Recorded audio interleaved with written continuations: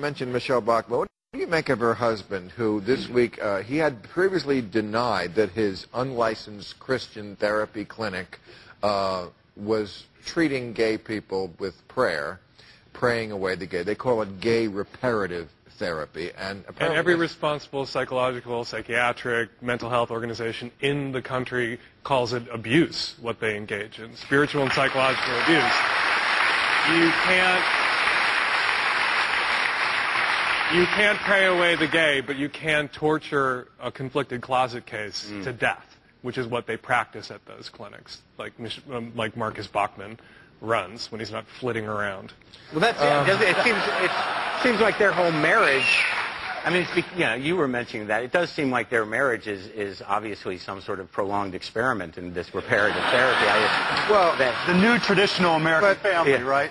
But here's their website, which says they provide quality Christian counseling, and good, because I hate cheap knockoff Christian counseling. That is quality.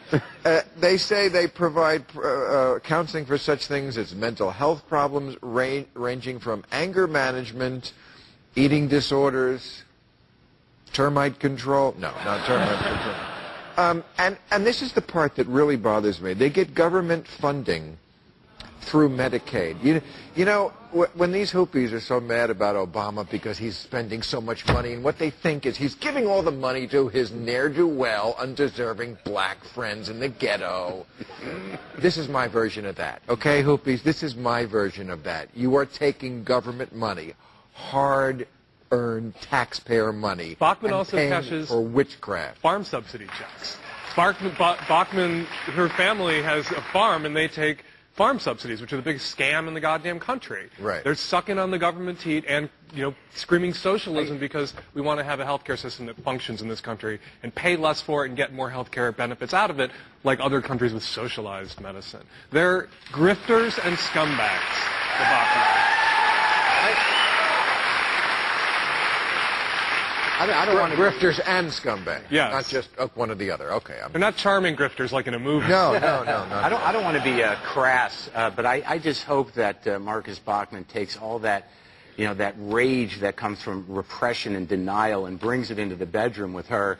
And I hope he fucks her angrily because that's how I would. And I thought about it.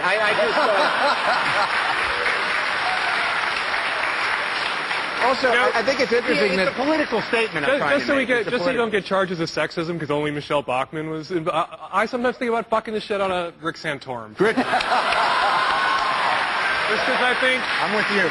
He needs it. So it's not just women we're talking about fucking. Sure. Let's bone that Santorum boy. All right. Let's video. I'm up for whipping up some Santorum in Santorum. Well, This has gotten she signed.